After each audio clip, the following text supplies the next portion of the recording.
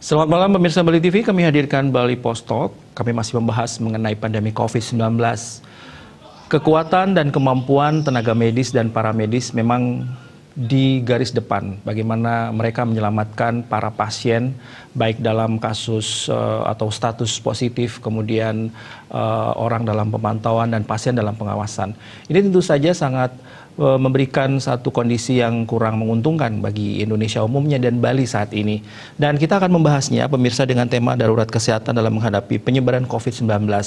Karena memang kesehatan ini menjadi satu faktor utama bagi masyarakat kita, bagaimana mereka menjalani pola hidup bersih dan sehat. Untuk itu kami akan berbincang-bincang dengan narasumber Bapak Ketut Suwarjana MPH PhD, ini dosen Institut Teknologi dan Kesehatan Bali. Om Swastiastu, selamat malam Bapak.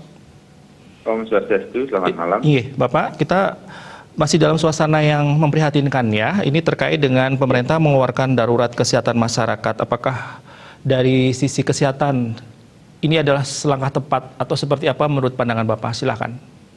Oke, baik. Terima kasih. Bisa saya tekankan di sini bahwa langkah yang diambil oleh pemerintah saya kira sudah tepat untuk saat ini. Walaupun bisa dikatakan sedikit terlambat, tetapi daripada tidak melakukan sama sekali, maka langkah yang diambil oleh pemerintah pusat yang mengeluarkan PP tentang PSBB, jadi pembatasan sosial berskala besar, kemudian yang satu lagi Kepres tentang status kedaruratan kesehatan masyarakat, saya bisa katakan sangat tepat. Ya, Bapak. Kemudian, ya, silakan dilanjut, ya. Bapak. Ya. Oke.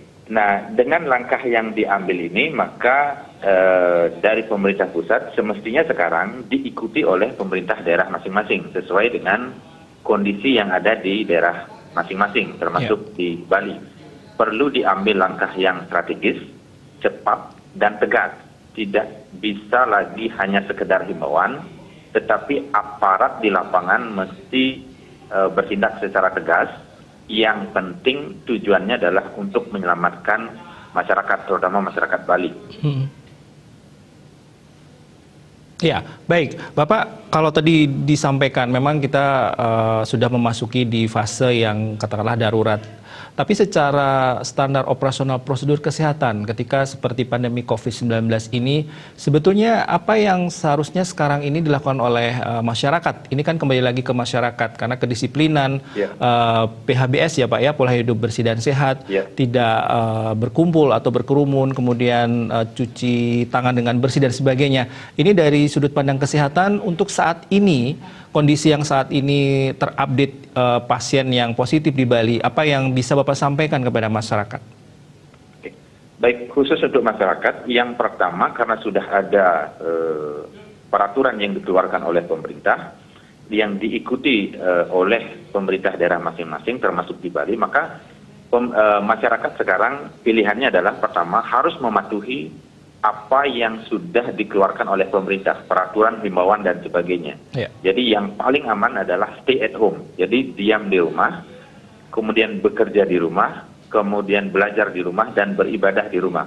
Itu pilihan yang sangat tepat untuk saat ini untuk membatasi penularan. Kemudian yang kedua, masyarakat di tempatnya masing-masing harus saling mendukung untuk menjaga atau waspada supaya tidak terjadi penularan di antara masyarakat. Nah, pasti dampaknya adalah di masyarakat lokal sekarang. Dampak di bawah di masyarakat. Nah, disinilah diperlukan kepedulian dari masing-masing kita untuk membantu sesama kita, tetangga kita yang memang memerlukan bantuan sebagai dampak dari bekerja di rumah dan seterusnya. Ini harus betul-betul disadari oleh kita semua, sehingga kita bisa saling membantu satu sama lain. Ya, baik. Bapak, dengan kondisi masyarakat Bali, dengan karakteristik masyarakat Bali sendiri, Seberapa yakinkah Bapak bisa melihat bahwa ini akan menjadi satu hal yang nanti akan membawa ke arah yang lebih baik, walaupun sekarang masih dalam kondisi darurat kesehatan. Ini kalau dikaitkan dengan pola hidup masyarakat Bali saat ini, dari segi kesehatan seperti apa, Pak? Ya, baik. Saya kira untuk masyarakat khususnya di perkotaan seperti Denpasar dan di kota-kota lain di Bali, saya kira kesadaran mereka sudah jauh meningkat sekarang dengan adanya COVID-19 ini. Saya kira dampak dari sosial media juga memberikan dampak yang luar biasa sehingga kesadaran sekarang makin tinggi dari masyarakat. Tetapi kebiasaan masyarakat untuk saling mengunjungi satu sama lain, terutama di pedesaan misalnya, termasuk di beberapa tempat di kota, itu masih terjadi. Dan ini diperlukan kesadaran lebih tinggi lagi.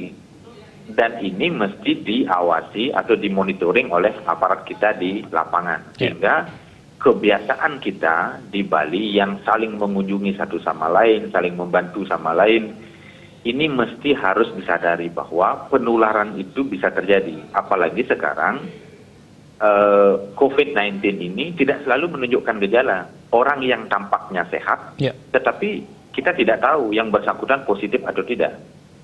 Nah, sehingga menjadi penting sekarang penggunaan masker. Kalau kemarin-kemarin dihimbau oleh pemerintah dan sebagainya, yang sehat tidak usah menggunakan masker. Saya dengan tegas menyarankan sehat atau tidak sehat gunakan masker.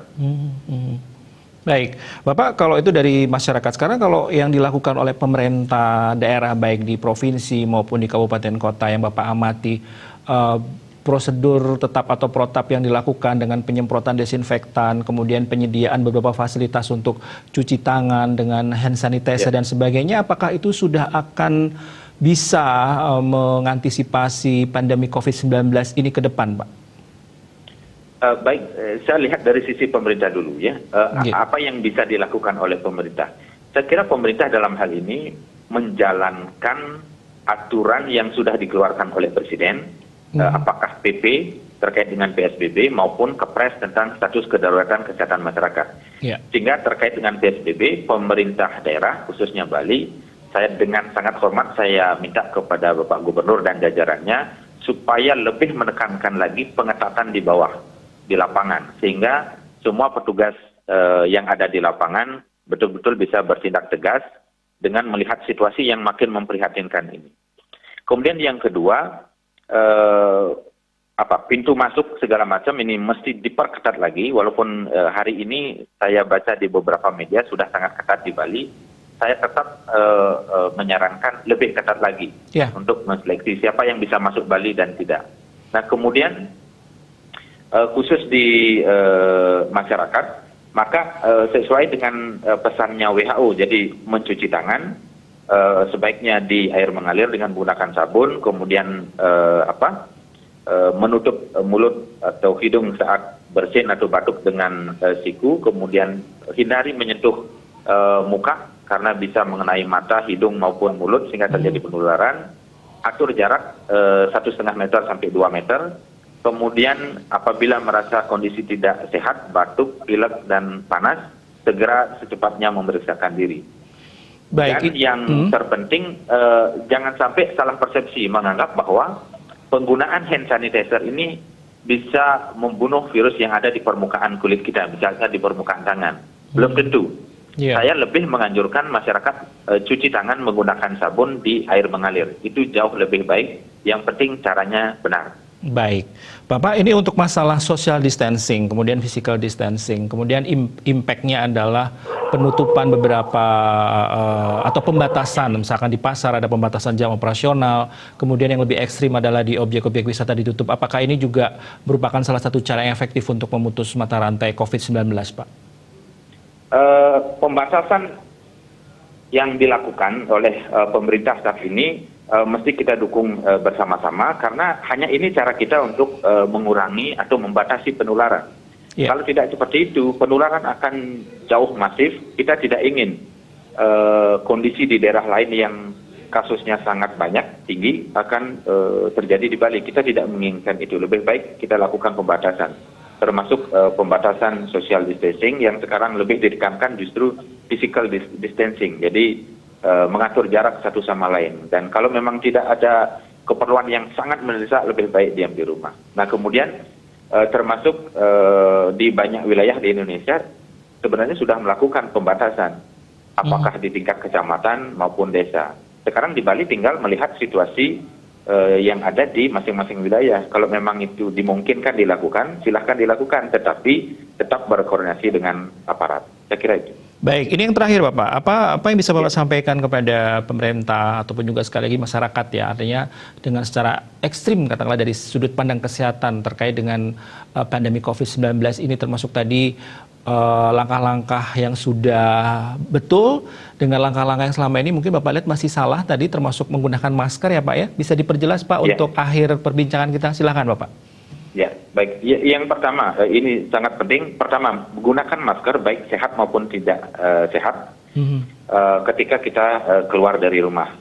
Nah, sehingga ini bisa menangkal terjadinya perpindahan virus atau penularan. Yang kedua, tetap cuci tangan dengan cara yang benar, sebaiknya itu diutamakan dibandingkan dengan penggunaan hand sanitizer. Tetapi ketika fasilitas cuci tangan tidak ada, silakan gunakan hand sanitizer dengan menggunakannya merata di permukaan kulit atau tangan. Nah kemudian yang penting juga dilakukan, kita perhatikan sekarang di Jakarta. Jakarta sekarang jadi epicentrum untuk di Indonesia. Kita tidak ingin Bali menjadi epicentrum kedua terkait dengan COVID-19. Sebelum itu terjadi, lebih baik lakukan tindakan-tindakan yang tegas dari pemerintah maupun aparat untuk mencegah terjadinya penularan. Kemudian yang kedua, pemerintah sebaiknya memperhatikan betul pelayanan kesehatan, baik dari segi fasilitas, kemudian alat pelindung diri untuk petugas kita, dokter maupun perawat, maupun petugas kesehatan lain di rumah sakit. Dan yang ketiga, menyediakan apakah hotel atau tempat yang layak bagi tenaga kesehatan yang langsung berhubungan atau merawat COVID-19. Sehingga mereka bisa mencegah terjadinya penularan dan mereka tidak perlu harus balik ke rumah. Karena sangat berisiko sekali. Lebih baik perhatikan ini. Baik, Bapak terakhir, ini kalaupun terkait karantina yang selektif gimana Pak? Apakah ini tepat? Lagi-lagi kalau saya sebenarnya yang kita inginkan, kalau kami dari sisi kesehatan, kami berpandangan bahwa lockdown sebenarnya. Tetapi kan di Indonesia tidak dikenal istilah lockdown. Yang dikenal adalah karantina. Karantina wilayah. Dan semestinya menurut saya itu bisa dilakukan sepanjang tetap ada koordinasi dengan pemerintah atau pihak terkait, sehingga tidak menimbulkan di lapangan. Baik, terima kasih waktunya Ketut Suwarjana MPH PSD, dosen Institut Teknologi Kesehatan Bali. Pemirsa sudah memberikan informasi dan juga pemahaman kepada kita terkait dengan kesehatan yang seharusnya kita lakukan. Ini topik kita, darurat kesehatan dalam menghadapi penyebaran COVID-19. Terima kasih Pak Ketut Suwarjana sudah meluangkan waktunya untuk berbincang-bincang kami. Dan pemirsa, demikianlah perbincangan kami dalam Bali Post Talk. Kami akhiri, terima kasih atas perhatian Anda. Sampai jumpa.